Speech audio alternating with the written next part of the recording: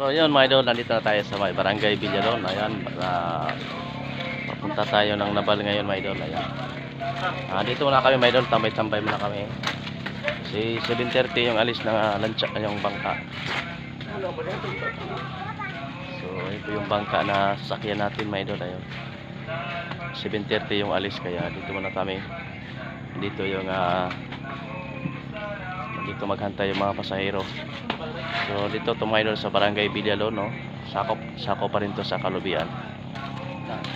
So yung Nabal mga idol ayan sa so, ayan lang po yung Nabal. So malapit lang. 20 minutes lang sa Nabal siguro biyahe nga no. 20 minutes. Ha? So 25 minutes. So tanaw lang kasi natin mga idol yung Nabal.